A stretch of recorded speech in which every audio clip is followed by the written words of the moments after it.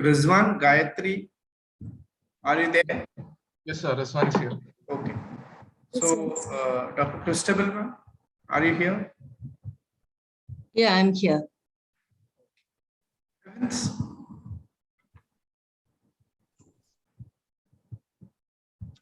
So shall I start?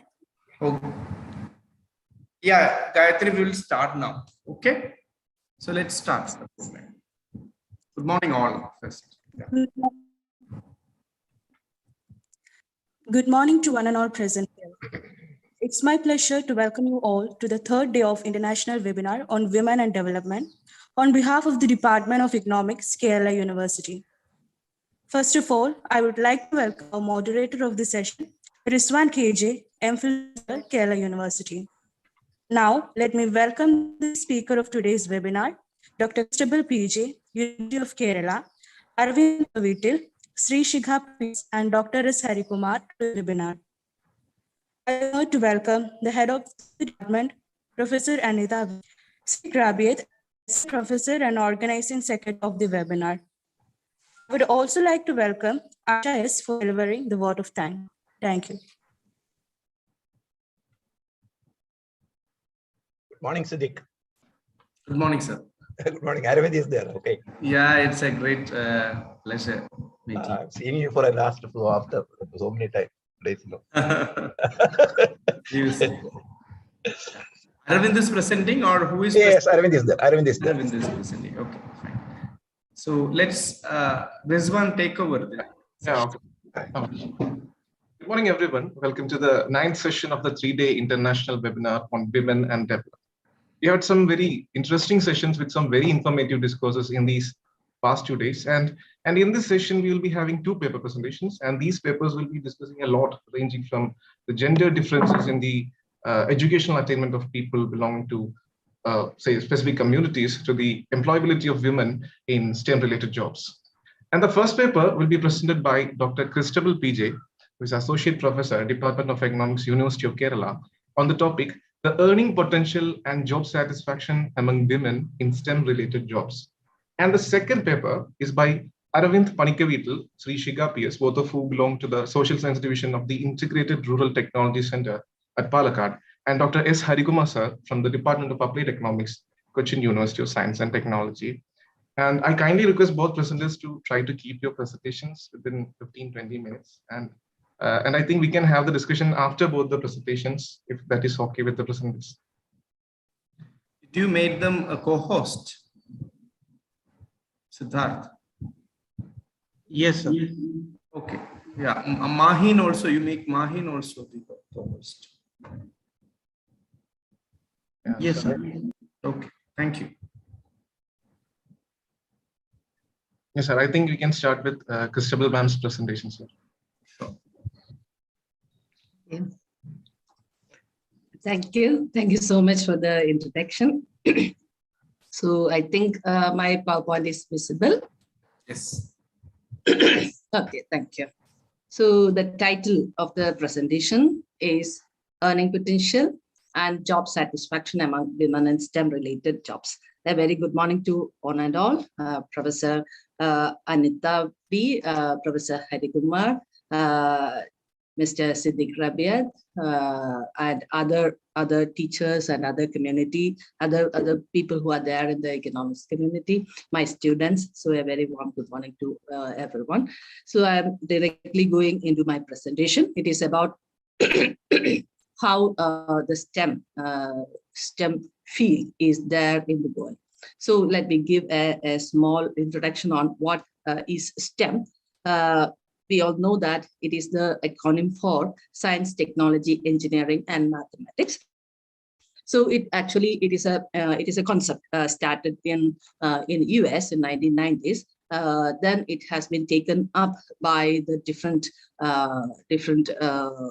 international communities, especially the OECD and other communities, in the context of knowledge-based economy. Okay, so what happened is that as far as the STEM education and STEM jobs are concerned, it can include anything which is related to the STEM disciplines. It can be any event, it can be policies, it can be programs or practices which are related to the STEM disciplines. So when it comes to the jobs or the profession, we can see that it includes the different professional and technical support occupations in the fields of especially computer science, mathematics, engineering, life and physical sciences. So some of the countries, they include medical sciences also into the STEM field, but some countries, especially the OECD countries, they consider medical field as a different one, and they concentrate more on the physical sciences, even statistics, mathematics, computer science,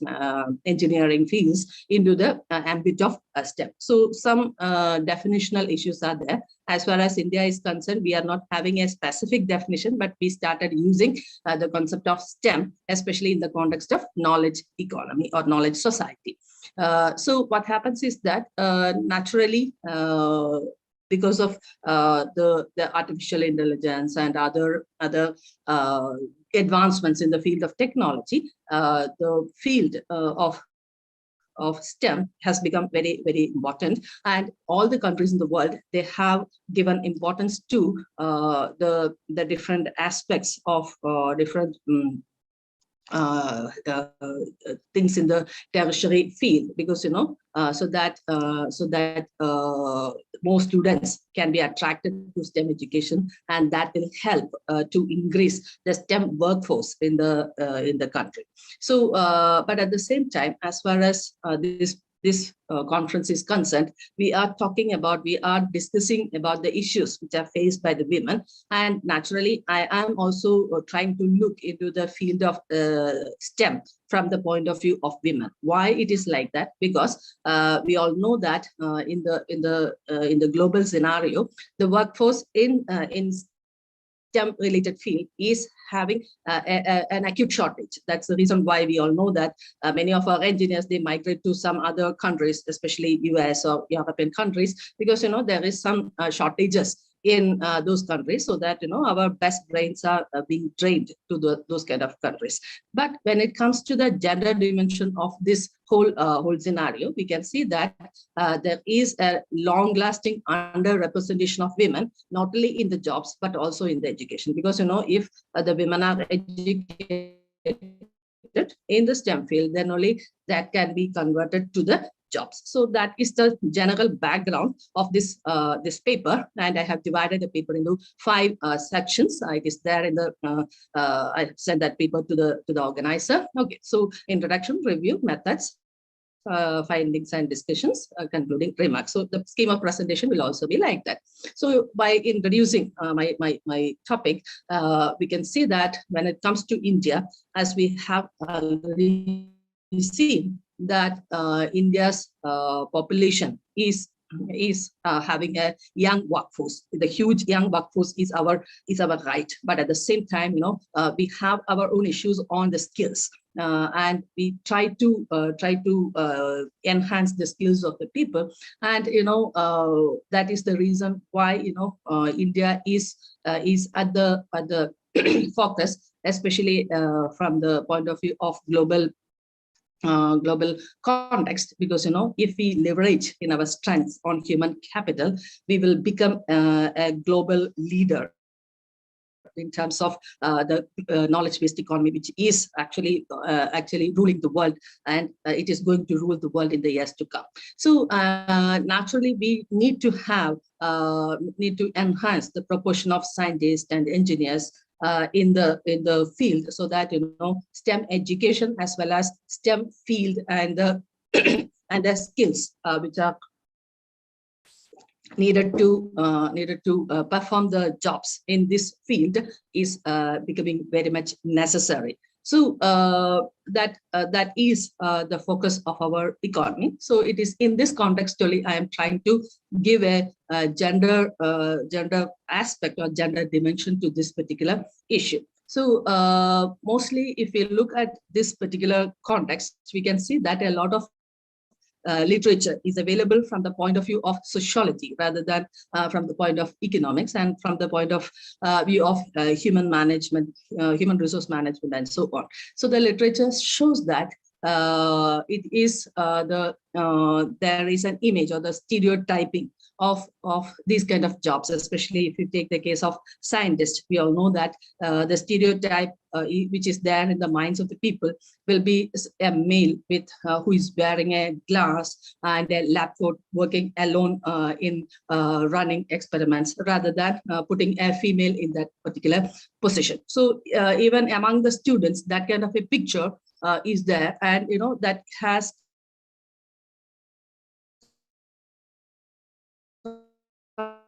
come out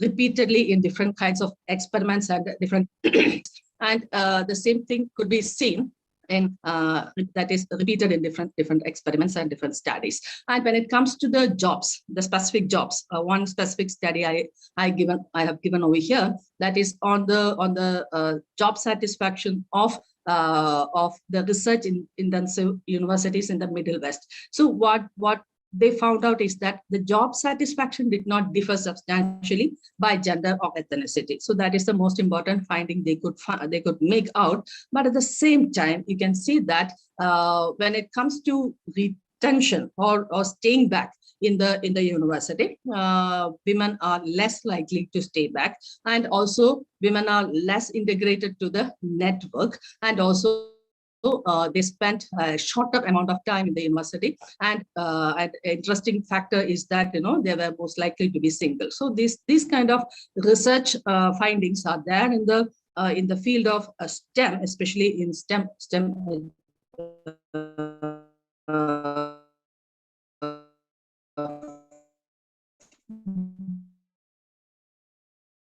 jobs, where the females face a lot of issues and that particular field. And yet another study that also gives some idea about the gender ratio. When the women enter into this kind of field, they find a huge lot of men in the field. So they feel that it is unwelcoming to them. And naturally, during the recruitment process, they never feel that much difficulties. But in terms of retention, so when they are there in the company, when they are there in the institutions, they feel very unwelcoming and not feeling like staying back. So there is a huge issue of retention. So this is the review says.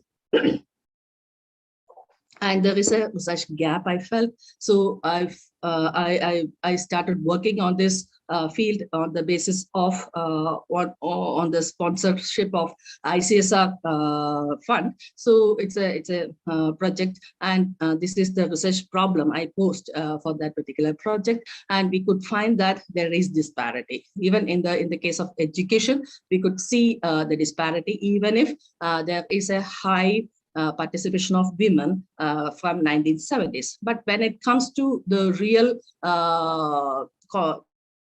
contribution or turnout of jobs, we can see that about 1/5 of the female graduates, they are unemployed, where only 1/10 of the male science graduates are unemployed. So naturally, there is some kind of discrimination which is occurring in this particular field of job. So what happens is that UNESCO noticed another important thing is that that is 30% of the female students, they pursue STEM related higher education studies, and they feel that that is a human right for the females. They should access to this kind of education. And some studies, they have very much specifying the fact that they quit the industry in a very early age, and that is one part of the story. And another part of the story is whenever there is a job loss, the women suffer a lot compared to men, and they are not much responded to the investments and employment benefits, because they do not know whether they will be there in the field for a long time. So these are the major issues you can find in this field. And on this broad backdrop, I conducted that study, and it is based on basically mostly on primary sources of data, as the secondary sources of data are not available. But whatever secondary data which we could collect, we collected from the government documents and reports, and the primary data collection. For that, I took 325 people using a stratified random sampling technique, those who are engaging in STEM employment, both men and women, in order to find out the gap and the discrimination and the variation in their responses. And I analyzed this data using different statistical tools and presented in this paper. For this paper, I used 3 types of tools, that is chi-square, Anova, and factor analysis. So let me go very fast through the different findings and discussions. So as we can see in the diagram itself, the gender naturally impacts people's involvement in different fields of the society, that is especially in terms of health, education, employment, etc. So we can see that of the 325 employees, about 36% are women. So we must look into the issue from the point of view of Kerala. Especially the female unemployment is very high, and the educated unemployment is very high. The participation of women in the STEM fields is also low, and we must look this particular issue from the point of view of the largest number of female engineers who are unemployed are in Kerala. So that kind of issues we can find out when we go to the field and started talking to the women. So one of the reasons we could find is that, when it comes to the STEM fields, unlike the non-STEM fields, it needs a lot of years to work on, and you have to invest more money in order to get a degree, or you may have to get more technical skill. So naturally, the women are not that much access to that kind of things. So that, that is one of the reasons why the participation of women is less. Yet another thing is that, the balance, they find it very difficult to balance their work and life. Some of the women, they enter into fields like IT industry and other STEM jobs, but at the same time, when they get married, especially they get married very early because they get the jobs early also. And when they have their children, they slowly they withdraw from the labor force. So that kind of issues we can find when we interviewed the people who are there in the field. So we try to inquire into the type of employment that people are engaged in, and we divided the whole type of employment into 5 different categories. The first one is academia. As we all know, the people who are highly educated, maybe having PhD and or the other degrees, or the high degrees, they enter into the academic field, maybe in colleges or universities, or even in +2 schools. They have very high degrees in their respective areas, so they contribute to the field in terms of research as well as teaching and other things. So I got 13% of that people. Yet another group we could find in the central and state government, but there is a huge issue regarding the people who are there in the central and state government employment, because what we could see is that the people who are trained in STEM, they find their jobs, or they offer their services to the institutions like ASCB, BSNL, KSRTC, like that. We all know that in some period, the people who have the degree in electronics and communication, many of them, they got absorbed with BSNL. But we know what happened to BSNL, and many of the staff who are there in BSNL, they either took voluntary retirement and so on. So that kind of job opportunities in the garment sector, that is coming down. And naturally, what we can see is that even in Kerala University, in different assistant post, that is the clerical post, the BTech students are there, and they are doing the clerical job rather than doing the STEM related work. So that kind of a perplexing kind of a condition we can find in the employment scenario of our state. Then comes the different. I divided the responses of the respondents on the basis of gender, and we could find that in the case of academia, because in the case of academia, the number of females is high. The reason is that some of the +2 teachers, college teachers, they have become part of my sample. So that is the reason why in academia the females are more, but when it comes to university or research institutes, this need not be the picture in the case. But when we move to the other fields, that is central government, or in the case of IT field, or in the case of engineering field, or other STEM jobs, especially the BPO, that kind of jobs come under this category, where the proportion of females is very less compared to males. I'm sorry, but interestingly, in Kerala, we could find that in the case of the IT and software industry, we could find that there is an equal proportion of females who are working in the field, and they are having a very good opinion about their field, because those who are working in very good MNCs, who give very good work-life balance for the women. Sometimes, some MNCs, they even give a career break with salary, and when they have their children, the companies give at most support to the women employees in terms of work from home, even before the days of lockdown. So that kind of experiences we could find from the field, and that women who are working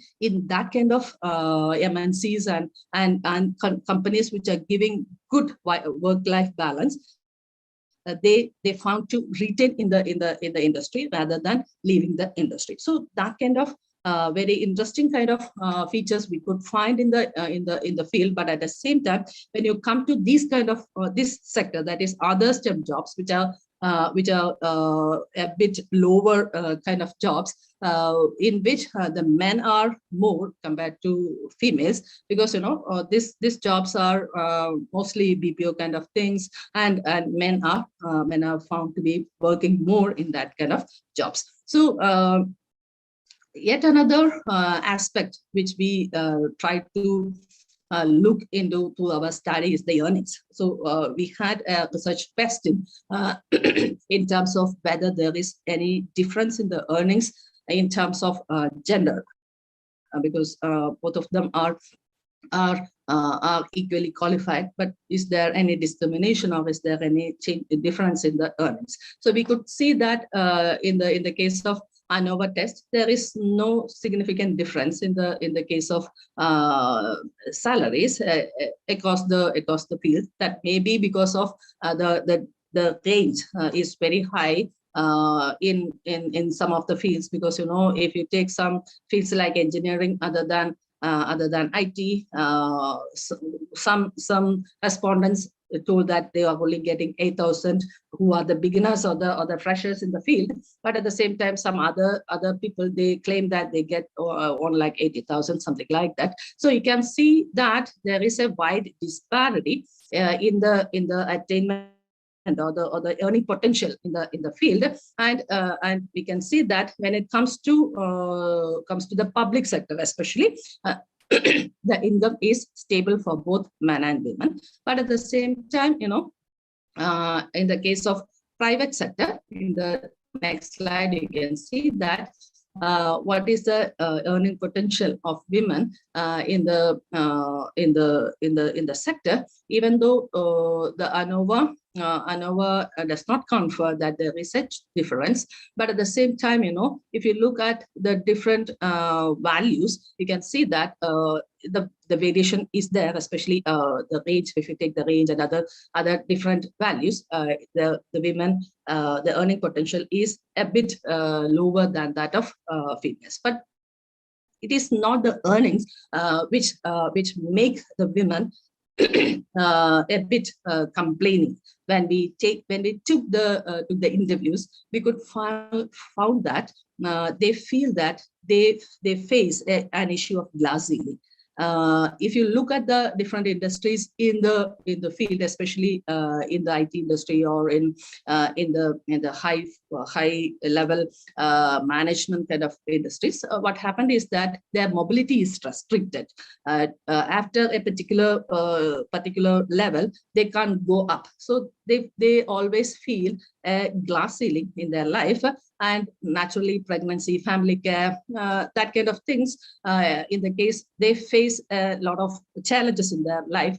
When compared to men, they are unaffected with all these kind of things. And when it comes to the private sector, many of them are logged in dead-end professions. So they can't go beyond that particular point. We met a lot of medical transcriptionists and that kind of people, the back office job people. They are trained or they are skilled in STEM related jobs, but at the same time, they can't go beyond their level. So that kind of issues is there in the field. So the women started telling more about this kind of discrimination rather than the discrimination which they found in the which we expect in terms of earnings. Earnings is also more okay, but at the same time, it is about the mobility and the opportunities for advancement. That is the major issue they raised when we took the interviews. So the next step, what we did is that we tried to. Yeah. Ma'am, it's been 15, more than 15 minutes. You could just. Yeah, I'll come. Most of the things are over. Thank you. How many minutes can I take? 2 minutes? Yeah, that's okay. Thank you. So the last section of the paper is about the job satisfaction. We took about 12 statements and tried to evaluate the statements and compared whether the females are not satisfied and something like that. So these are some of the statements, not all the statements. I tried to give over here is that there is not that much difference in the job satisfaction. The same thing we can see in the case of satisfaction level who are there in the STEM field in literature. So our study also confirms the same thing. Those who are working in the field, they are not showing much difficult issues as far as the satisfaction point is concerned, or the benefit point is concerned. So we conducted a factor analysis, and we found that these are the two factors of the 12 statements. We could brought about two factors, and this is regarding the females job satisfaction table. Actually, we did it for the general public and for the men and other things, but I only presented the table for the females. So we found that females, there is a very much concern about the work-life balance and the benefits rather than the overall satisfaction and belongingness. But when it comes to male, that portion is much more, and their share is more compared to women. So as I told earlier, two factors where the work-life balance and the benefits from the job face a very important role. So to conclude, we could see that from our study that the gender is a very important influencing factor which helps them to choose their work as well as their attainment. And whatever earning potential we could find is that the educational attainment, especially in the technical phase. And when I'm saying this education, skill is also included in it, because we conducted an analysis on skill also. So the skill plays a very important role as far as STEM education, jobs are concerned. And also the work satisfaction and societal involvement is high. And they are not simply concerned about the monetary benefits, because they are the very promising and very highly performing students when they were in the colleges and in the schools. So they feel that they could contribute something to the society. But when it comes to the reality, women are still lagging behind, and they are discouraged to enter into the field, and they are in a very difficult position to retain in the field. So the society must help the women to muster courage and inculcate the ability to strive, so that they will be more visible in the society, and they will contribute more to the society. Thank you so much.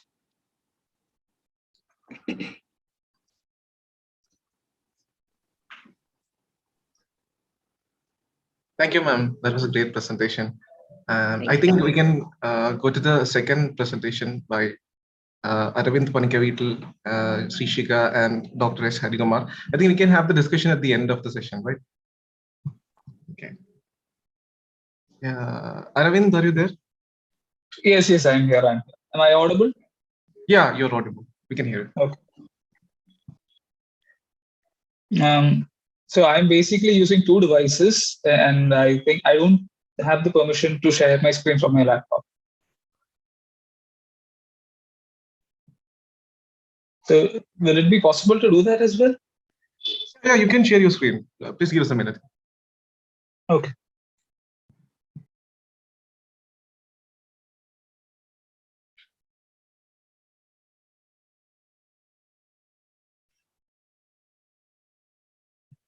Siddharth, are you there? Siddharth? Yes, sir. Yeah, Aravind is trying to share his screen, so if you could, you're the host, right? I've made him the co-host. Oh, I think he has two up. I'm using two devices. Yeah. Now, could you try again? Yes. It's possible. Okay.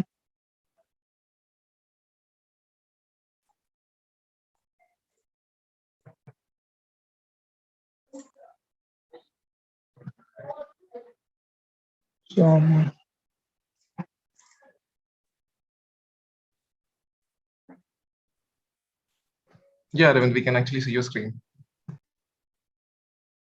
Okay. So, shall I begin? Yeah, you can start. Okay. So good morning to everyone. So this is the paper that I have co-authored with one of my colleagues in IRTC and my research supervisor, Dr. Harikumar. So the topic of our paper is gendered and intertemporal differences in the educational attainment of the Kumbaran in Kerala. So this is a paper that I have authored basically based on my PhD thesis which was on the livelihood issues of the Kumbaran community of potters, mainly seen in the Malabar region in Kerala. So giving an introduction on the Kumbaran.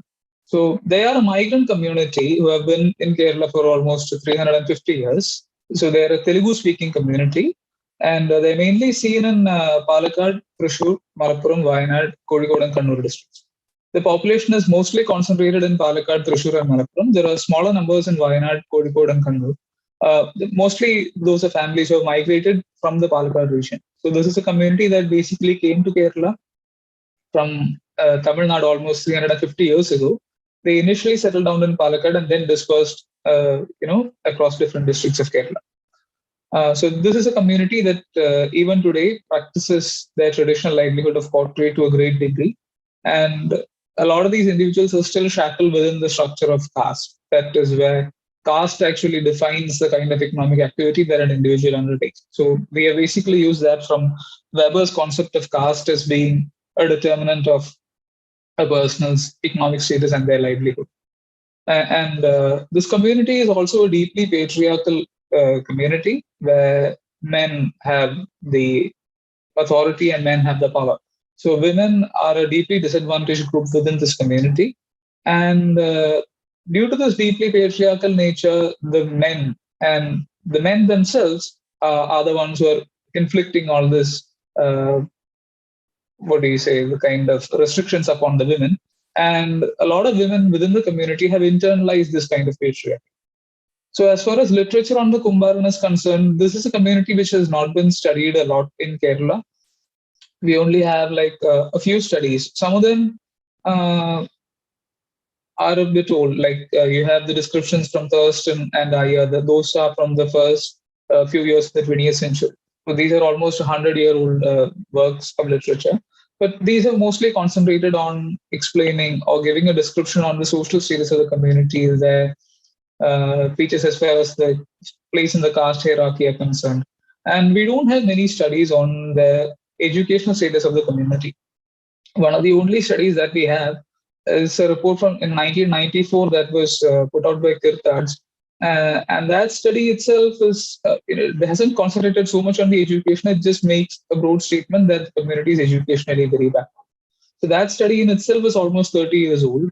And we have gone for this study as part of my PhD thesis, where we have looked at the education attainment of the Kumbaran community, and we are looking at how it has changed over time between men and women.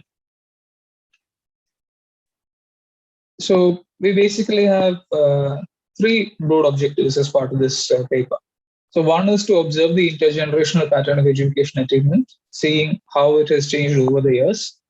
And the second objective is to see how it differs between men and women.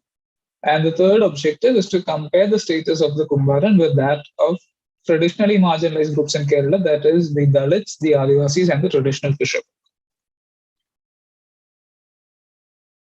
So we have basically gone for a mixed methodology here. So I am someone who has done extensive qualitative fieldwork among the Kumbaran, and we have also gone for a questionnaire-based field survey in 3 districts, Palakkad, Malappuram, and Thrissur. That was done between January and April 2019.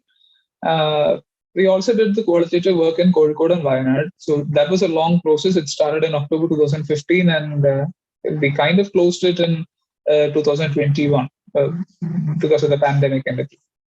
So for the survey, we have covered 312 households, including 1,195 individuals across different age groups. And for the survey, we undertook cluster sampling because this community lives in clusters, like you have the Adivasi settlements. So you have Kumbaran settlements in different places across these districts. So we have done cluster sampling for the households. And for the interviews and FGDs, we have gone for purposive sampling. We have kept a number of criteria, including age, education attainment, gender. So we have different criteria for the inclusion and exclusion. And then we have gone for purposive sampling for the interviews and FGDs. We have gone for 25 in-depth interviews with different women and men within the community. And we have done 2 rounds of FGDs in each district. So the broad findings from our study is that the Kumbaran are a community who have an overall poor level of educational attainment. The literacy rate is at 83%, which is significantly lower than the 94%, which is Kerala state average according to the 2011 census. So these figures are from 2019, so that's almost 8 years after the census. So it is likely that the figure was probably lower in 2011. So male literacy is at 92%, which is pretty close to the state average, but female literacy at 75% significantly lags below the Kerala state average. We have also seen sharp intergenerational shifts within the education attainment of the Kumbaran, and there are also distinct differences in the educational attainment of men and women within this community. So the tables in the following slides will explain how the situation has changed over time and how it differs between men and women. So the first set of tables that we have relates to the educational profile of the community. So as we can see, illiteracy is a major issue. Almost 192 individuals of the 838. So 838 does not include children who are very young and below the age of 6. So those children are excluded, and this basically includes children above the age of 6 and adults who are above the age of 18. So illiteracy is a major issue among the Kumbaran, and you also have a significant number of dropouts, basically in the older age groups.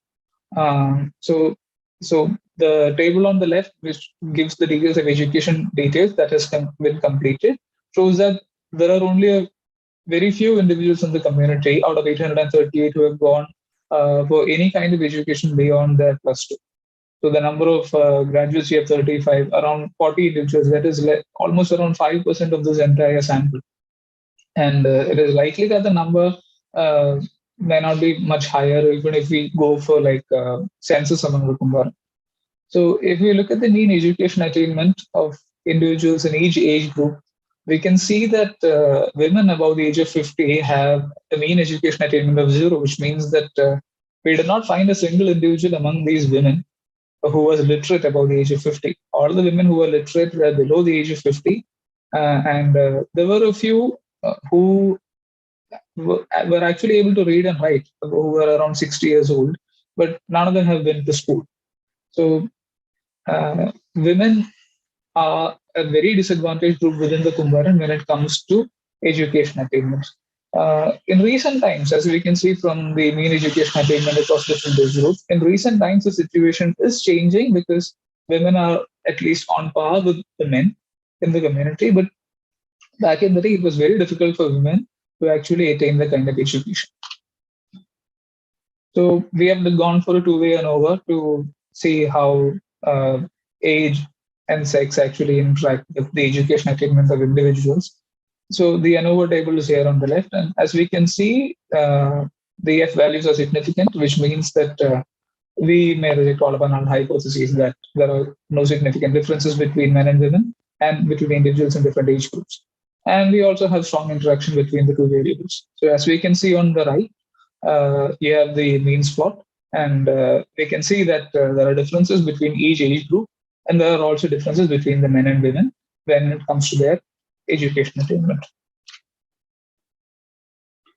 So we basically explored the reasons for the rather poor education attainment of women within this community. And when we looked for the reasons for dropout, we had 269 dropouts who responded to this question. And these are basically the primary reasons for the dropouts and for lack of schooling. Lack of schooling basically for the 205 individuals who have never been to school, even if they are literate without schooling. So as far as the reason for dropout is concerned, the men mostly said that they face caste-based discrimination in schools, and they also face a language barrier. And we can basically explain this in terms of the position that the Kumbharan occupy in Kerala's caste hierarchy in the Malabar region. So this is a community who are migrants, and although they consider themselves to be an upper caste group, in Kerala's social hierarchy, they are considered a lower caste group, and they have faced significant caste-based discrimination in schools as children. So when we went for the interviews and FGDs, we had a lot of respondents, men and women, but mostly men, who said that they used to face caste-based discrimination in schools from teachers and from the fellow students. And they also have this issue of language barrier, where this is a community who continue to speak in Telugu at home. So they do not use Malayalam even today. They use Telugu to converse between themselves, and they only use Malayalam to talk to an outsider. So when I went there for my interviews and FGDs, I was an outsider. So they used to talk with me in Malayalam. But amongst themselves, even when I was seated there for the interviews and for the FGDs, the community members themselves, they spoke with each other only in their mother tongue, which is a mix of Telugu, Tamil and Malayalam, which is a language that has evolved. They called it the Kumbhara Bhasha, but it's mostly based on Telugu. For the women, however, the primary reason for dropout is a lack of encouragement from their families. So 83 of 130 women said that they faced a lot of discouragement from their families. The point to note is that the Kumbharan are a community who even today believe that the primary role of a woman is only that of a caregiver, and that a woman does not need to get education. So a lot of men and women who we met during the interviews and FGD said that a woman does not need to get so much in terms of education because she obviously doesn't have to go out and earn a living. She doesn't have to go for a job. Her only job would be to look after the household, give birth to children, the traditional patriarchal idea of what a woman should be like. And when we asked them for the lack of schooling, that is why they were illiterate or why they could not go to school, again, the lack of encouragement of the family was the main reason for the women, and followed by poverty at home. Because this community back in the day, even now they are a very poor community in terms of economic status. This is a community which is very backward. So I have not included those tables in this paper, but the community is very deprived in terms of economic status as well, even to this day. And most of the houses that we saw had around 600 square feet, 500 to 600 square feet in size, and land holding was only around 3 to 4 cents in almost 80 to 85% of cases across the field study. So poverty continues to be a problem for the Kumbharan, and we also have this lack of encouragement from the family for the women, mainly for the women. So the distance to school was also a significant factor, because back in the day, we did not have an extensive road network in many areas. The Kumbharan live in clusters that are mostly, in many cases, they are very remote areas where transportation is a major issue. So one of the clusters that we went to for our interviews was at a place called Kumaranallur in Thrissur district, which is not that far from an urban area like Vadakkancherry municipality, but it was still a bit interior area. And back in the day, it was very difficult for those people to actually go to schools. So now we have this change in terms of education, of attainment of higher education. So as we can see, we have this change because younger people are actually going for education beyond 12 years of schooling. So in that respect, but even then they take up is mostly for normal arts and science degrees. So professional degree is not being pursued by a lot of individuals, and they basically say that they do not have much in terms of reservation. So that is an issue that has been brought up by this community. Even recently, even last week, they gave a submission to the government of Kerala saying that we need reservation and professional degrees as well.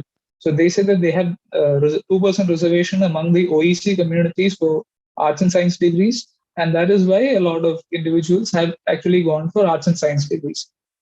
Even then, it is women who outnumber men when it comes to collegiate education, and men are actually more likely to go for an ITI or a diploma because they feel that it is easier to get a job if they go for some kind of course like that. And they feel that they have a chance to migrate abroad or find decent jobs in Kerala itself.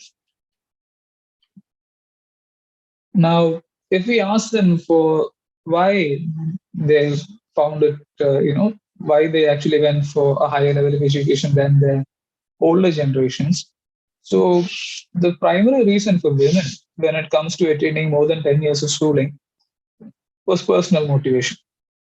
Like many girls that we saw, especially those in the age group of 18 to 21 years, they said that they were able to complete 12 years of schooling because they felt motivated to do so because of their peers. They felt that, the girls who were there with them were actually going for 12 years of schooling, and they felt that they also wanted to do it. There is another factor that was not mentioned by these individuals explicitly, but the legal age of marriage being 18 years is also a contributing factor because it was 18 when we did the survey, it's 21 now.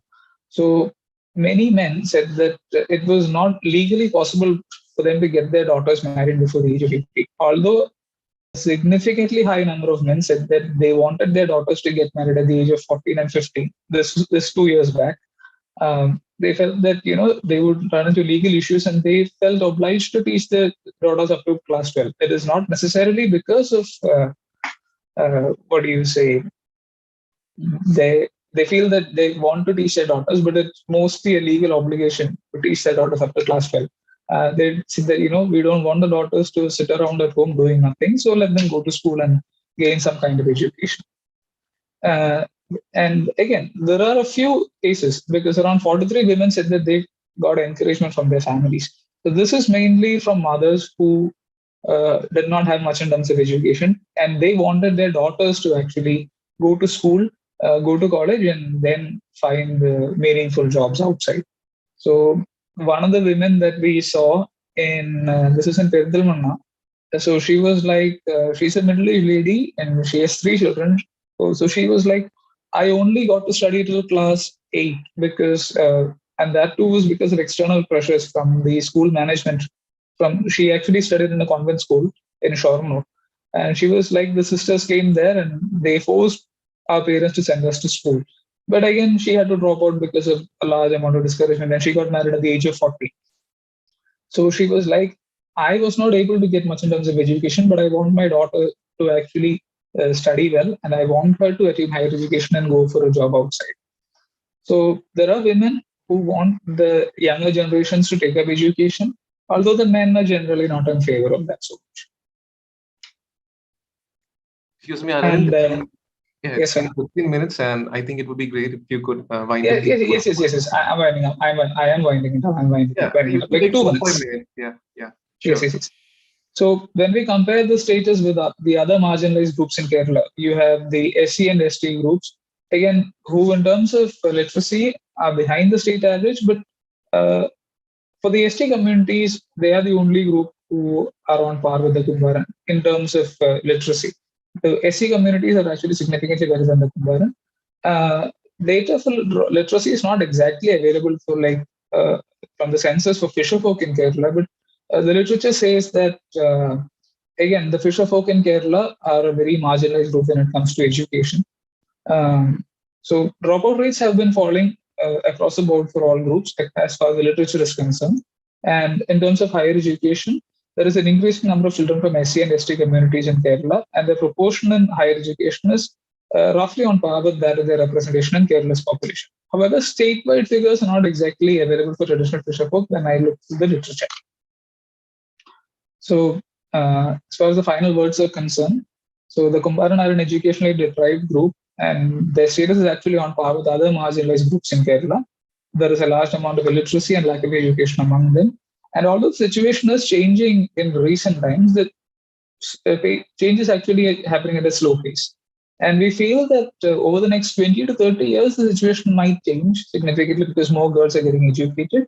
And this actually enables them to dismantle their social systems that actually stifle the women. The change is pretty slow, but it is actually happening amongst the Kumbhar. Thank you.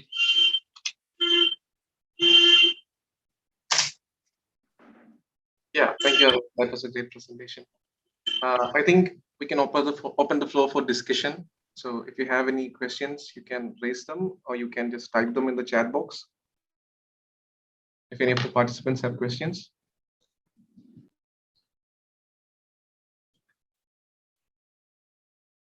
No, I'm Harikumar, and I have a question to Christabel. Good morning. Good morning, sir. Good morning, very, very good morning. See, your paper on the shortage of STEM among the females, that the paper is a welcome one. But my concern is that if you look at the higher education scenario even in Kerala, there is no discrimination even in STEM. If you take the enrollment, so there we can find that many girls are joining. If you take the PG admissions, there we find in your department, if you admit 25 students, I think 19 will be girls. 19 will be girls. In my university, where we had conducted a gender study on the last somewhere in 2014, there we found that the majority is 75% of the students are female students. And now the recent study that we have done for NAC, there we found that it is going up to 85 now. So as far as in our university, it's a science and technology university, the students are actually, there is no discrimination as far as admission is concerned.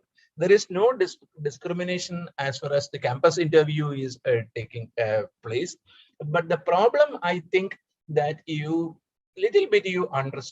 underestimated is probably this problem arises just because of the issue of work-life balance.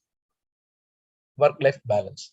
That is the reason why the girls are not taking up jobs like this. If you take the IT industry, there we will find this. Now, if you have gone through some of the paper report, you might have heard about the great resignation that is happening in US and other European countries, where the 40% of the IT people are resigning due to this pandemic. And then the reason there it is the issue of work-life balance. For the last 1.5 years, the IT workers, both men and women, are working from a different locality with a different environment out of office. So they are quite comfortable in doing that. When they are forced to join in a entirely after different environment, they could not match they could not keep up their work-life balance, which they were enjoying.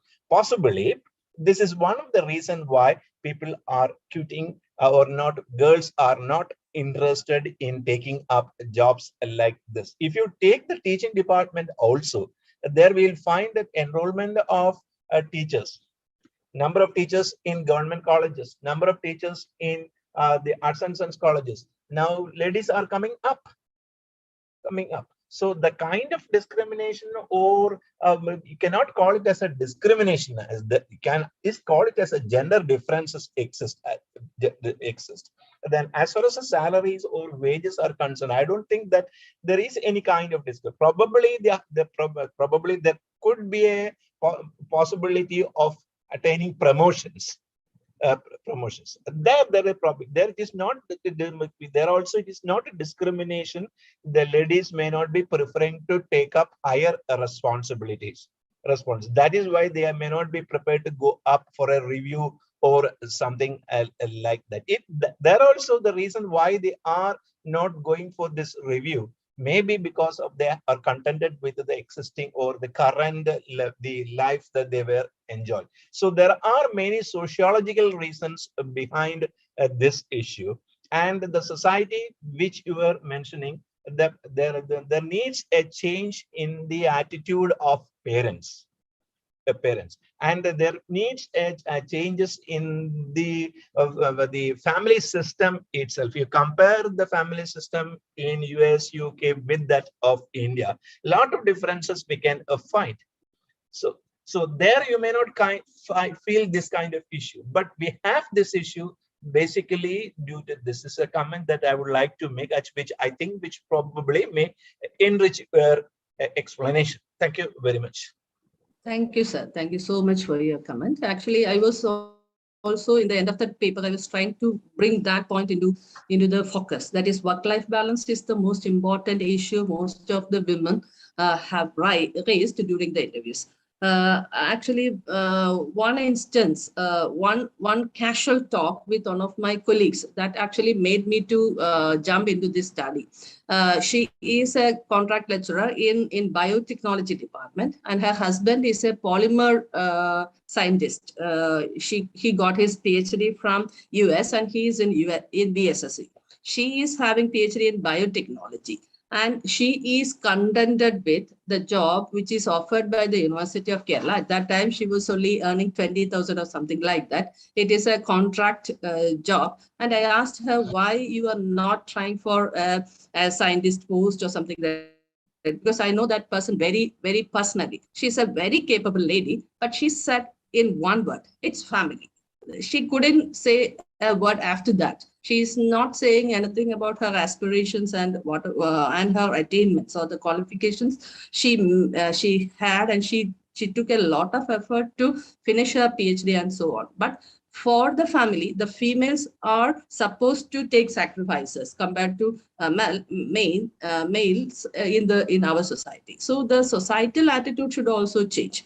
Then only the women can come out and they can try out the challenging jobs in STEM field. Actually, the jobs in STEM field are challenging. So that challenges the women are able to take up, but the familial, the personal, the sociological issues are actually pulling them back. So there must be some kind of changes, especially during this lockdown period, the companies said that their productivity has gone up because the women could take care of the things which are there at home, and simultaneously they could do the work also. So the women in IT field during that period, a part of my survey was going on. They said, we are happy with this thing. We do not want to travel, and we do not want to go to the office sometimes, in Ernakulam or something like that. The traffic jam is there. We will be fed up when we reach office. That kind of comments were there. So this is not only because of I never use the word discrimination. I use the word gap, and I use the word disparity. I used another word called glass ceiling. That kind of phenomenon we could find in this field, and sometimes the women get demotivated because of not getting recognized, especially in the private sector. As you have mentioned, in the public sector, more teachers are coming because same qualification is given for men and women for a particular job, for a position of assistant professor or a position of higher secondary lecturer. So the women are coming up in those areas because there are no discrimination, and based on their qualification they are coming up. But when it comes to the private sector, especially the IT sector and the engineering kind of field, it is not only the qualification, it is your skill and your capacity to manage the stress and attain the targets. So that kind of things that play a very important role rather than their performances. So as a woman, I personally feel very bad about the girls who are there in the campuses, in the colleges, who perform very high academically, but they can't turn up or they can't land up in the right jobs. That is yet another pain which made me to conduct this particular study. I take your comments in a very, very positive manner. I'll incorporate in my... one more point connected with this. That's just yes, sir, I please. got it. See, Please. if you can also find that the issue of underemployment. If you take just a survey of Euro University Administrative Department, there you will find that many BTech graduates are working. Even I heard that the BDS students are working in Kerala University as assistants. And if you take they are all girls. That's good. One of that is also a point that you have to note. Yeah, one of my friends, he says that it is any degree tag. So the PSC is giving that that requirement as any degree. It can be BDS, or it can be BTech, or it can be BA Malayalam, or it can. So for university assistant, that is enough. But actually, in university itself, there are different specializations. Some people are needed in IT section. Some people are needed in accounting section. So if you are in a position to find the people just needed for that particular section, maybe the whole scenario may change, or this kind of people may not enter into it. They may go to the respective field. In our system, that will not work. Suppose one MCA student joined as an assistant in the university administrative system, and sometimes he will be posted in the Karyavattam economics department. yes, that is the problem. That is after knowing that she is an MCA student, he must be posted in the computer center. Am I right? Yeah, yes, so sir. That is a problem with our system. Is essential to solve this issue. Yeah. So that is also in BSNL, in KSCB, in Kerala Water Authority, the engineers are appointed as assistant engineers only. Yes. Okay, so when I talk to them, they are very happy with that. But what the problem with Kerala Water Authority, KSCB, and BSNL, they are very much afraid about the security of job. Whether these companies will be there, KSB is privatized. So they are also very much concerned about their job. If I have gone to IT, it would have been better. That kind of comments I got from the interviews. That is there because even in the government field, in the quasi-government sectors, they're not feeling that job security. But for that, the women can come in if the qualification is there and they could able to clear that examination. That is a good thing as far as government is concerned. But as far as in the private sector is concerned, it is the quality of the person. It is the skill, because I interviewed some people in Nizam. They are doing the data analysis jobs over there. What they do is that they pick the students from the engineering background, and they teach them Python, they teach them all the data analysis tools, and they are employed over there. But the statistics students, mathematics students are left out. So that kind of disparities are also there, because the engineering students are studying the areas in an applied mode, so that people are more amenable to training. So again, it comes back to our education system. Our statistics students are only given theory classes rather than practical classes or coding classes. That kind of skill issues are also there. Skill gap is actually in my project. I have given an area for skill gap because of lack of time. Only I couldn't bring all those things into it. But once you are there in the employment, the women are not dissatisfied. That is the interesting thing. When they are there, they enjoy the job and they contribute in a very, very much better manner. And I interviewed another lady who is working with Australian New Zealand Bank, ANZ. What the government does, it is an amazing fact. The government accredits or assess the companies as women-friendly companies. If the rank is more for that company, there will be tax exemption for that company. So that the company asks the women to take career breaks, to go with their families, to build their families. The manager will come and tell the employee that yes, you waited for the baby for 3 years. Now you can think about that. We can support you. You contributed much to the company. So that kind of support systems are there in some of the companies, and the women are very much loyal to that companies also. They never go away, or they never withdraw, or they never resign from the companies. But as far as men are concerned, the attrition rates are very high. The reason is, whenever they are offered with a higher salary, they just jump from one company to another company. But the women, they stay back in the companies because, when the companies give a bit of work-life balance to the women. So that kind of different aspects we could find when we did our data collection or interviews. Okay, thanks. Different aspects are there. Thank you, sir. Thank you, sir. Thank you.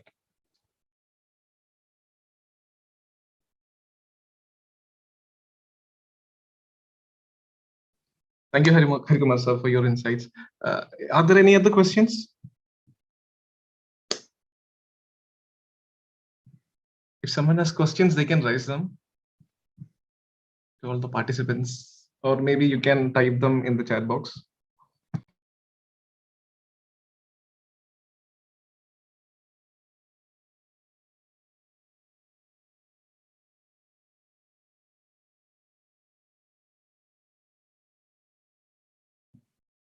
Aravind, I have a question. Aravind, are you there? Yeah, Aravind. I recently met you at Youth Summit, I think, at AKT Center. That day too, you had a presentation. Yes. Yeah, that was last March. Yeah. So, yeah. So the thing is, you actually did a lot of study on this, and your PhD thesis was also on this terracotta artisans on yes. It's the same community. Yeah. And in this paper, you in the final portion, you said that it could take kind of like 10 years for some kind of change to happen, in terms of the illiteracy that they're facing. Do you think that there is something that can be done to quicken this? I mean, to improve the literacy among these people?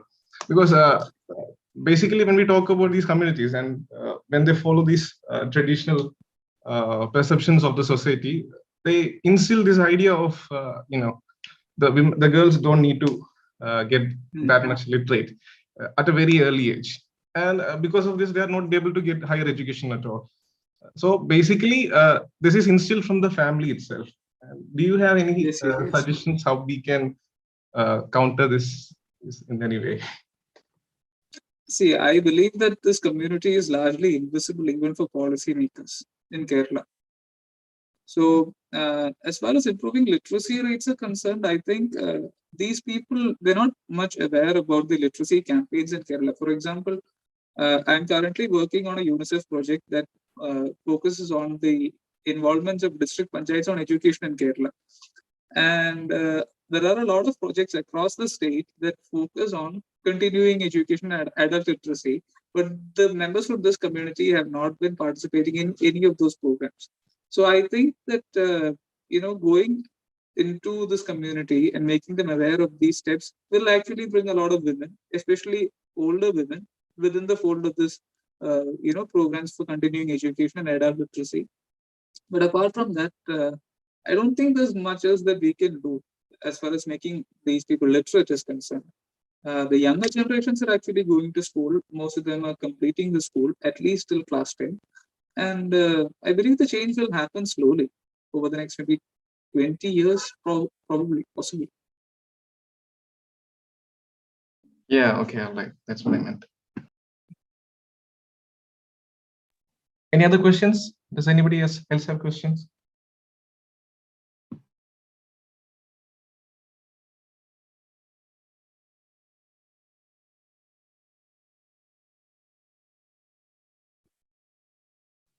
If that's the case, I think we can wind up the session. So we had two amazing presentations, and we had some very valuable insights from Harikupar sir also. So I think we can wind up the session. Now I invite Aisha S to deliver the vote of thanks. Aisha, are you there? Yes, yes. Yeah. Am I audible? Yeah, sure. You're audible. Okay. Good morning, everyone. It is my privilege to deliver the vote of thanks for session 9 of the International Webinar on Women's Development. We have been very fortunate to have today's paper presentation to grace our occasion by Dr. Christabel PJ, University of Kerala, on the paper Earning Potential and Job Satisfaction Among Women in STEM-related Jobs, and Aravind Panikkaveetil, Sri Shiga PS and Dr. S. Harikumar on the paper Gendered and Intertemporal Differences in the Educational Attainment of the Kumbharan in Kerala. Also, I would like to extend a special thanks to Rizwan KG, MPhil Scholar, for being the moderator of the session, and Gayatri Premvi of First MA Economics for delivering the welcome address. I also wish to express my gratitude to our HOD Anita ma'am, Siddiq sir, and all other teachers for giving us such an opportunity. I finally extend my big thank you to all the participants and volunteers for your active participation and support. Thank you.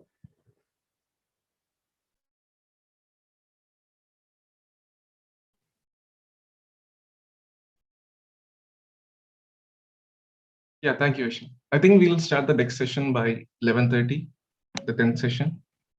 Thank you for everyone who participated.